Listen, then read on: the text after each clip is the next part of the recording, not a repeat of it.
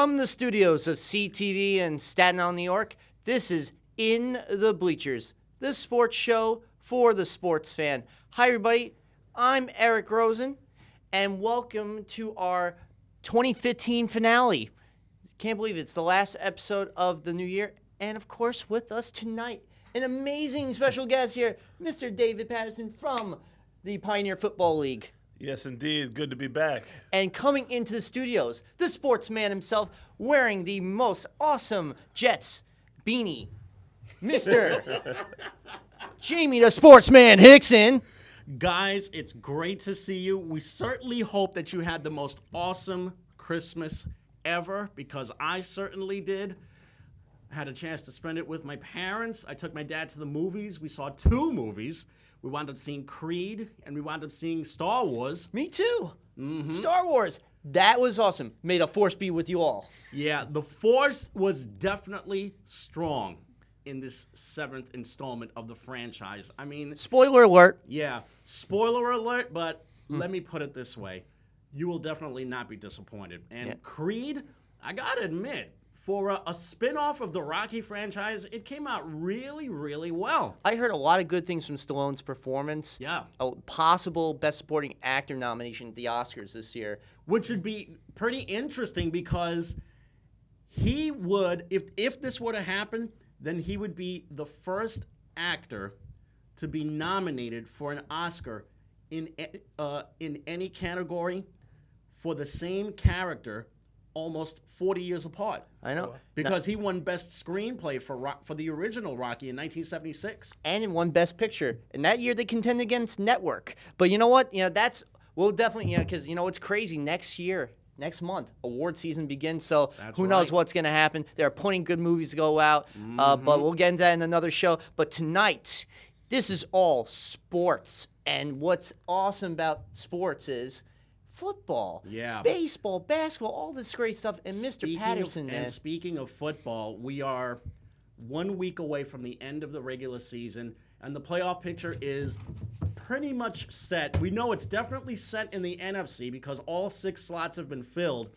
2/3 of the AFC picture have already been filled. Actually, half of it is filled. It's the Patriots, the Bengals, and also the Chiefs wound up clinching yesterday. Let's get into the past week games. Talking about Thursday Night Football, the last game for the great Charles Woodson after 18 years of his illustrious career ended on a great note with Janikowski's game-winning 31-yard field goal in overtime. The Raiders beat the Chargers 23-20 on Thursday Night Football. Well, at least the Raiders are going in a decent direction right now. There's no specter of the late Al Davis having to hang over them. It looks like things are going pretty solidly. There's still the issue of what city they're going to call home next year. Are they going to stay in Oakland, or are they going to go back to Los Angeles? What would you prefer? As somebody who likes to take a tour of all of our nation's NFL facilities, I got to say that Oakland is kind of a dump. It's far beyond repair, and if the city of Oakland isn't going to build them a stadium that is suitable for an NFL team, then they should definitely find somewhere else to travel. When you look at all the teams, there is nobody that plays at a worse facility. Everybody has upgraded, and it's time for them to do the same. Especially Minnesota, because they realized the Metrodome was getting old, and they let that implode, and now they're building a whole new U.S. Bank Arena, which in fact will be hosting the Super Bowl in 2017. Indeed. Minneapolis, I know they had the Super Bowl there a few years ago when actually the Redskins, who are now becoming valid to speak about again, were in it. Anybody see the 30 for 30 on the Buffalo Bills by chance? Missed that one, and I'm really looking forward to seeing this. It's really well done, and when you talk about teams that are now coming back into the framework of being relevant again, talk about Buffalo, Washington, or what have you, something to see. But Minnesota is another team that has revitalized itself, I think going into a new stadium next year would definitely help them, and the Raiders should follow suit. You mentioned Buffalo. This now marks 17 years. 16 straight. 16 years since their last playoff game. It's the longest streak in the NFL right now. Since the Music City Miracle, that was the last time they were in a playoff game. Yeah, and that's I remember that game really well, too. Indeed. You, of course, are a big Eagles fan, so I am. yeah. Speaking of Saturday night, So disappointed. that game, they were down 23-10. Philadelphia is able to get a touchdown to get them within 6 points. Then here comes the defense. They're able to make a stop on Washington, so they get the ball punted back to them. So it looks like the Philadelphia offense could finally get that go-ahead touchdown. Then what happens? A toss-off play from Sam Bradford to DeMarco Murray, who's complained the entire season about his role, drops the ball, recovered by D'Angelo Hall for the basically game-ending, game-sealing touchdown, leading eventually to the 38-24 defeat at the hands of the Redskins. Redskins win their second title in 4 years. The Eagles and the Giants at the same time eliminated from playoff contention. Do you think the Eagles might want a mulligan on whether they were interested in DeMarco Murray or not? Because he has been nothing but a complete bust this entire season. Well, the mulligan it isn't really on Murray. The mulligan should be on Chip Kelly as the general manager. Great coach, but coaching and general manager, two very different positions. Oh, it was a terrible move. Very different scales. But ultimately, 2 years of 10-win seasons, and he did a power move, and it's not looking good at all. And it looks like that thing is going to have to be blown up and put back together, which is unfortunate as a Philadelphia sports fan myself, because basically we have nothing to root for. I mean, the Flyers are marginal. The Sixers are terrible. 1 win. The Phillies are Two now. horrible. Two. Golly. It's just the whole city is cloaked in failure. It's ridiculous. The Phillies organization definitely needs to be revitalized. You know, Howard now apparently involved in HGH possible scandal too. So really, the Philadelphia sports scene will definitely need some changing. But you know what? I think the move with DeMarco Murray, you put him with 2 other good running backs. He should have realized that his role was going to get diminished the minute he signed the contract. Yeah, there was a lot of things that really didn't make sense. I mean, I thought that we were going to be gifted one, especially after the Redskin quarterback decided that he was just going to take a knee and forget about actually trying to run a play at before the half there. But Cousins, I didn't know what he was thinking, to tell you the truth. He threw a nice pass to D-Jax. Of course, that was satisfying for him. For him to go into Philadelphia and win this game. For the team that let him go years ago because of the parent, the whole story with him in L.A. and connected with gangs and all that. They didn't, with the whole thing that was going on with Hernandez, so they were afraid to be caught up in that mix. They let him go to Washington, which was not the smartest thing to let him go to a team in the same division. We're bad. We're bad. And at this point, he's being imploded and started over again. But you know what I find sometimes interesting, though? The hand signals on the sideline. Every time for an Eagles game, the hand signals. Yeah, find another general manager. Please do that. I know. That's the signal I'm looking for. Golly, it's terrible. Do you think Howie Roseman should come back? Yeah. I can't even call it, to tell you the truth. And it's funny because in the preseason we're talking and didn't know whether the Eagles would have 5 wins or 12 wins. And in either way, it was a legitimate argument. I've never seen anything like that before. But getting Kiko Alonso, who's coming off an ACL injury, that was not great. Letting Nick Foles go to and Sam Bradford. St. Louis. Sam and Nick Foles was terrible in St. Louis. Mm-hmm. He really was terrible this year. Sam Bradford wasn't any better either, and neither was Mark Sanchez. At least Bradford got more victories than Sanchez. Sanchez couldn't buy a win. Sam Bradford still does not have a playoff appearance, much less a playoff victory. At least Mark Sanchez played in a couple of AFC championship games. Now, this begs the question, what should the Eagles do?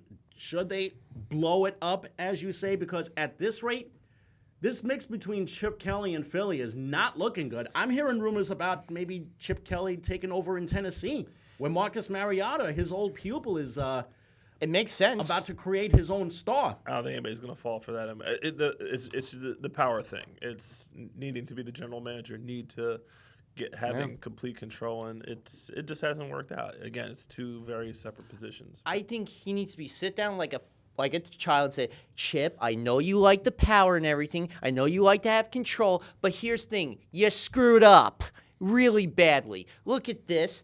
Exhibit A, Exhibit B, and C and D. If you can't really see that, then honestly, you are delusional and shouldn't be a head coach whatsoever. But let's get into the other games. Yesterday, the biggest game, Jets-Patriots. This was really, for the Jets season right here. This was their season right here. You could make the argument that the next weekend in Buffalo is going to be their other half of the season. But yesterday, probably their biggest win that they've recorded in the last, I would say, 4 or 5 years. Let's, go to the fourth quarter. They're up 20-13, right? You think they got a secure lead, but it doesn't matter how much time there's on the clock. When it comes to Tom Brady, you could have 10 seconds, and the guy is somehow able to make a game-time play, which he did. He was able to get a big fourth down play to Gronkowski, and then a crossing route over the middle of James White, where the guy could have moonwalked into the end zone. That's how much room he had. Yeah. Tied the game at 20-all. Then Quincy Newell screwed up and along Fitz on that pass down the middle. So they basically took a knee, New England, took it to overtime. Then the coin toss that everybody was talking about yesterday. The fact that they decided to kick the ball instead of receive it. But the whole thing that Slater was complaining was direction. That was the thing. Like, I was unaware that the direction at that facility really much mattered. I mean, in the old days where you'd have like an open end of the field, I know at Giant Stadium. Yeah, at the old Giant Stadium, the wind was always playing tricks on guys. But amazing. Yeah. From Spygate to Deflategate to Coingate. But we could talk about this for the next, I'd say 45 minutes or so, but that wasn't what decided this game. What decided this game was Tom Brady had a lot of trouble with the Jets defense. They only recorded a couple of sacks against him, but the pressure that they got on this guy was huge. Immense against him. Total about face from that first meeting up in Foxborough, where the Jets could barely get a sniff out of the guy. And what didn't happen this time was Marshall had a key court touchdown drop in their first encounter that would have decided the game. This time he made 2 big touchdown catches. In fact, he became the first receiver to have at least 6 seasons of 100 receptions. Huge right there. He was a steal. For a 5th-round pick, McCagnon should be considered for GM of the year. And for I'm going to say once again, please consider Todd Bowles for Coach of the Year. What this guy has done with this roster from 4 wins to 10 defies any type of logic that the Jet fans have been used to seeing, or in this case, not seeing from years past. He's worked wonders with this team. A quarterback who's gone from being nobody to being incompetent to being mediocre to actually being decent. And not just decent. And granted, he made a couple of throws yesterday that, quite frankly, he should have done better with. But the bottom line was he saw the field well. He was confident. He ran the show very, very well, and he connected with his 2 receivers. But Quincy Newell was big on that overtime play. He made that 48-yard catch to the left. 2 tackles missed him. And then that big catch to Marshall, and then the fade pass for 6 yards out to Eric Decker. How good have Eric Decker and Brandon Marshall been this season? They're one of the top receiver duos in the league, one of the top receiver duos in the league. These guys combined have 21 I believe 22 touchdowns combined together this year. Do you know that Brandon Marshall is the first Jet to ever catch 100 passes in a year? I know. Which is interesting considering they had some pretty decent receivers in the past. Even going back further, Don Maynard, Wesley Walker, Altoon. Of course, there's they weren't Keyshawn, give me the damn ball, Johnson, Wayne Krebet, too. But at those times, they weren't nearly throwing the ball as often as they are now. So I think that has a lot to do with it. The other point is, I think a lot of people just assumed that the Jets were going to be ground and pound again. And they had the guys in the backfield to do it because Chris Ivory once again showed you do not want to lay a hand on this guy. He's but Ridley too, the former Patriot. Stephen Ridley also. He made some really good plays in the game too. He was licking his chops. Going up against his former team. At the same time, it's because they have a legitimate passing game. You didn't have that before because essentially there was nobody to throw the ball to, so you could stack the box and play the run. But the last 2 weeks, the guy that's really been amazing to me, Bilal Powell. Yeah, the guy can run the ball and he's able to catch out of the backfield. He's becoming. He definitely was really impressive yesterday. And how about Houston yesterday? They destroyed Tennessee 34-6. Brandon Whedon had a rushing touchdown for the first time in his career, and he had 2 touchdown passes. Brandon Whedon? I think Jerry Jones is like, where was this? Oh, yeah. He definitely wants a mulligan on that again, but he just was not the right fit with the Cowboys. With the Texans, he actually has something interesting going on. I mean, granted, he doesn't have much to work with either at receiver or in the backfield, but at the same time, it's the defense that's been carrying them. J.J. Watt didn't put up the numbers that he usually does, but he did put up the havoc that he always does in a game. He did have a sack for the first time since he broke his wrist. But you know what? Quinn Dempsey had a fumble return for a touchdown. But you got Jalen Strong, the kid out of Arizona State, good receiver. Then you look at DeAndre Hopkins from Clemson University. Clemson always produces good receivers. Now, this team, the running game is where I'm a little shaky with. But overall, it was a good win for them. They're 8-7, going to the final week with a chance. Or if Cincinnati can do them a favor and beat Denver tonight, they can win the AFC South, Houston, because of this insane tiebreaker scenario. Well, we'll see, but the bottom line is the Texans took care of their business. It would behoove them to not rely on anybody and just beat Jacksonville. As promising as Jacksonville has looked at times this year, the Texans are the better team. The Browns, of course, did you see yesterday they lost 17-13 to the Chiefs? They had the ball, Johnny Manziel, for the last time. In fact, they scored 10 unanswered points in the second half when they were down 17-3 in the first half. Jeremy Maclin had a nice catch. But in the second half, just seconds ago in the fourth quarter, Cleveland has one last opportunity. 4th and 10 from the 32. Darius Jennings catches an amazing pass at the right sideline. But unfortunately, there's only 8 seconds left on the clock. He didn't step out of bounds. So the clock is moving. They don't have enough time to get into formation, let alone snap a play off. And when the clock goes out, Johnny Manziel is pissed, takes his helmet, throws it on the ground.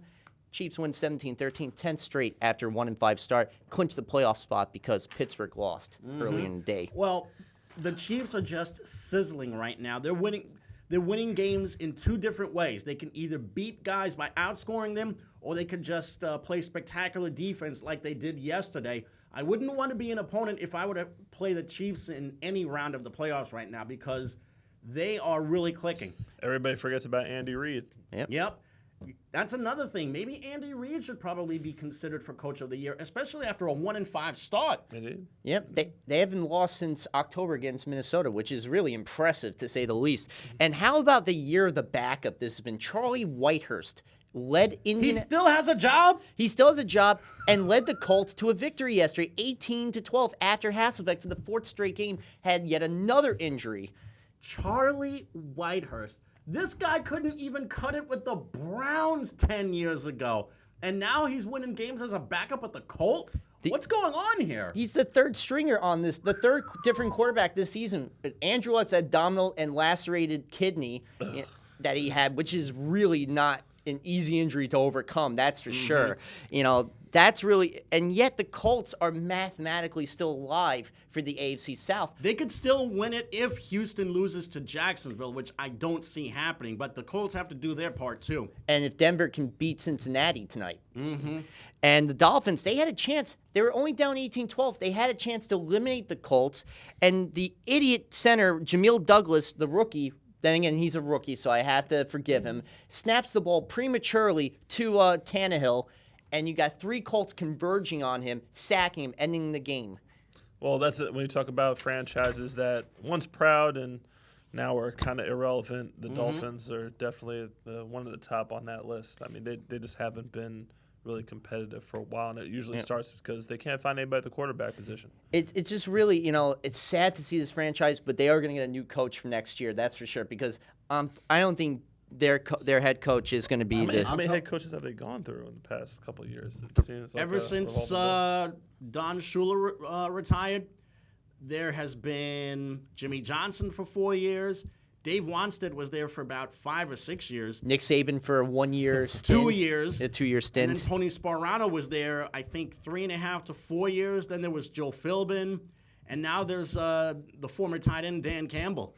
And next year, soon to come to Miami, Jeff Fisher probably. I wouldn't doubt it. Well, you never know. And then, although I still think they should give Dan Campbell a chance. And one of my favorite coaches who's actually making a comeback with the Lions, Mr. Caldwell. His team won 32-17 over San Francisco, 2 touchdowns, 1 to Calvin Johnson in the end zone, and yet they've won 5 out of their last 7. This could potentially keep Caldwell in the Motor City because of this resurgence. But could this potentially keep Matthew Stafford and Calvin Johnson in Lions uniforms? There were rumors that this could have been their last home game as Lions. I think Caldwell, solid coordinator as a head coach. I'm not really sold on him. He has a lot of talent, and ultimately, like, he has to his team has to win despite him many times because they have a boatload of talent. There's no reason why that team should look the way it does. I know. This is going to be interesting. I think Calvin Johnson's going to be the casualty. And how about the Buffalo Bills? They beat the Dallas Cowboys 16-6. Mike Gillislee, the rookie, and Carlos Williams each were huge on the ground. And those are the 2 guys the Jets better look out for this coming week against the Bills. I apologize to anybody who actually saw that game because it was a terrible game. Yeah, and as big of a win as this was for the Bills, the Cowboys, they cannot wait for this season to be over. They started Kellen Moore, a guy who didn't even throw a pass before last week, as their quarterback. And, of course, it didn't help that Des Bryant was hurt again.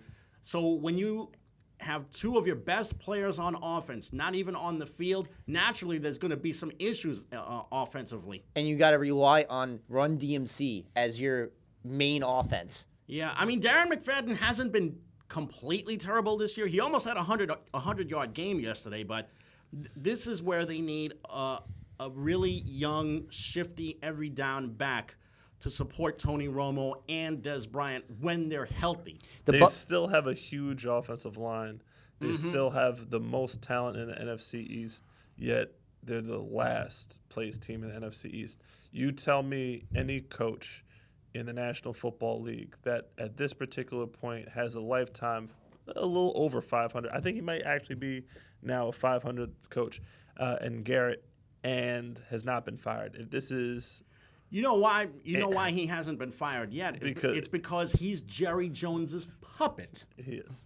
Oh, with that, and Jerry Jones, unfortunately, has been the judge, jury, and executioner of that team. This is why the Cowboys are not going to go anywhere as long as that guy continues to be the owner. They won 3 championships with him. I like his ownership. I don't like him as a general manager. That guy should not... There's that magic word again. General manager. And when you have an owner as a general manager, what happens? Everything blows up in your face. Let him stick to just financing the team, getting a new stadium, doing whatever upgrades he has to, and let the general managership be with somebody who actually knows how to draft players. Like his son. For instance, his son actually was the reason why they didn't get Johnny Manziel. He told him you could get Zach Martin, a good offensive lineman last year. And guess what? Worked out good for him. It worked out well because they had 3 Pro Bowl offensive linemen. I mean, Princeton guy, that's where I grew up, but Garrett, sorry, he's not cutting it. He really isn't. And I don't know a single coach in the league, and there have been a lot of coaches with very short hooks. And anybody that would have that type of performance, Jerry Jones should have asked him a while ago. And when you say you're a Princeton guy, you mean you grew up in Princeton, New Jersey. Princeton, New Jersey, correct? yeah. Which is not too far from Philly. Indeed. That's like the Mason-Dixon line for New York fans versus Philly fans. That's central South Jersey area. So. Yep. How about yesterday, the Bears, man, taking the Buccaneers to town, 26-21. Kadeem Carey, the second-year player out of Arizona, had a touchdown pass from Jay Cutler.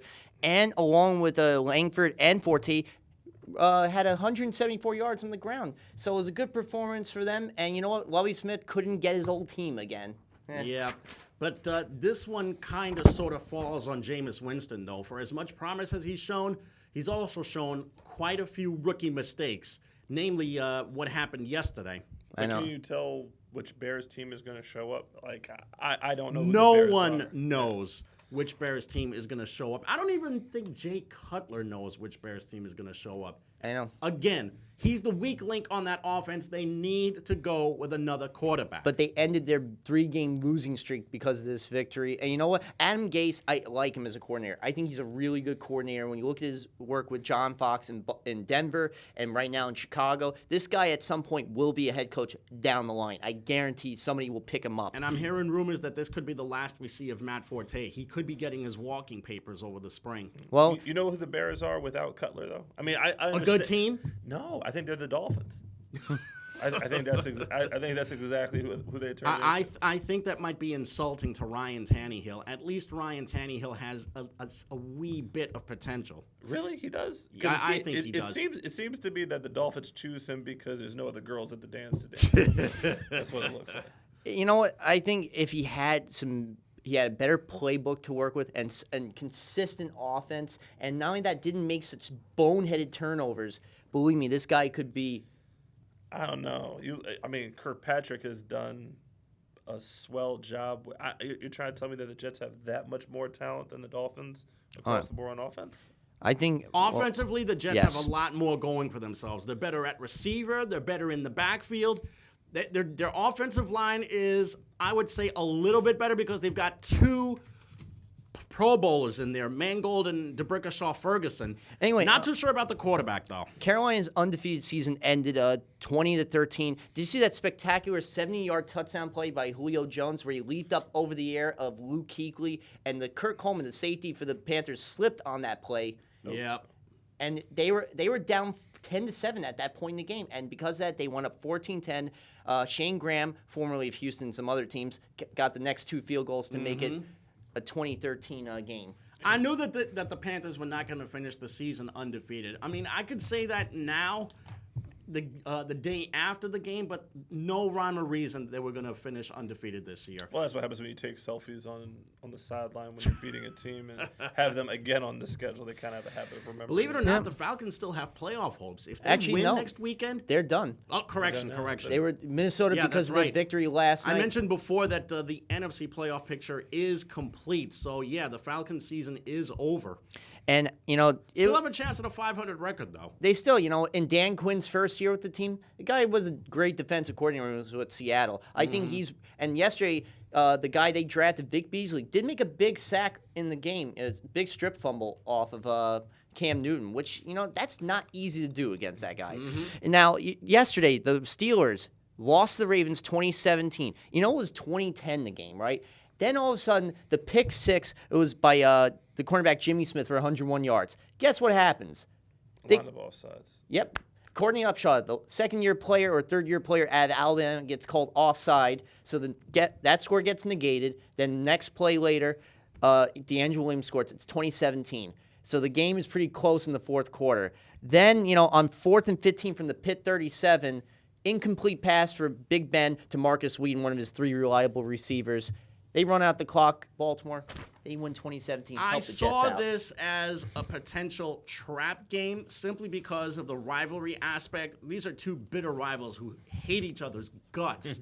And boy, did the Steelers blow a chance. This opens the door for the Jets to make the playoffs on their own next weekend. Well, and how about big boulders for Drew Brees to play yesterday with a right foot injury and plantar fascia, yet he got the 13th 400-yard game of his career, leading the Saints to a 38-27 victory.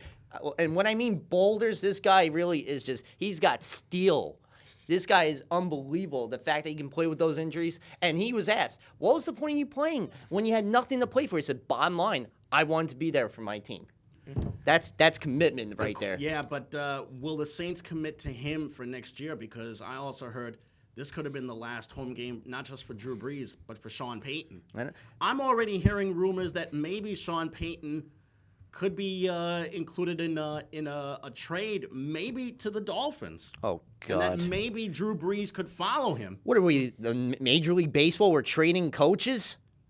It's happened before. They've traded coaches and managers. Don't be surprised if you that's true. see another package deal like this. Super Bowl 38. Remember when John Gruden was traded from Oakland to Tampa Bay? That's right. And then that following year, John Gruden led the Buccaneers to a 38-21 victory over the Raiders. That's right. That got his revenge against Mr. Davis. That was a hell of and that was a great defense, too, overall. Anyway, the Rams basically owned the Seattle Seahawks this year, 23-17. Todd Gurley, 2-yard touchdown run with about 10:34 to go in the game. Akeem Ayers had a 45-yard fumble return. And you should have saw the weather in Seattle. It was typical Pacific Northwest rain. So But it may have been raining in Seattle, but it was a sunny day for the Rams. I keep telling people, don't sleep on the Rams. Do not let their record fool you. They're always pesky against their opponents. Think what would happen if they had a franchise